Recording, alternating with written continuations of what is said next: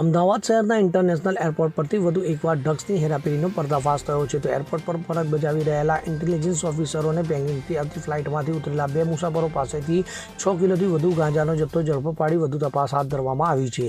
આજરોજ બેંકોકથી અમદાવાદ આવી રહેલી ફ્લાઇટમાં કેટલાક લોકો ગાંજાની હેરાફેરી કરતા હોવાની બાતમીના આધારે એરપોર્ટ ઉપર AIU દ્વારા વોચ રાખવામાં આવી હતી. તો તપાસ દરમિયાન નિકલેશ પરશુરામ ગુરબાની નામના મુસાફરના સામાનની તલાશી લેતા બેગમાંથી ગાંજાના 4 પેકેટ મળી આવ્યા હતા, જેનું કુલ વજન 4 કિલો 180 ગ્રામ થયું હતું. ત્યારે આ બાબતે મુસાફરની NDPSના કાયદા અંતર્ગત ધરપકડ કરવામાં આવી છે. તો અન્ય એક મહેશ ઇન્દુજા નામના મુસાફરની તલાશી લેતા તેના કબજામાંથી 2 કિલો 39 ગ્રામ ગાંજો મળી આવ્યો હતો. તો તેની સામે પણ NDPSના કાયદા હેઠળ ગુનો નોંધી વધુ તપાસ હાથ ધરવામાં આવી છે. Bureau report CN24 news. હવે જુઓ દેશ દુનિયાની તમામ ખબરો તમારી આંગળીના ટેરવે.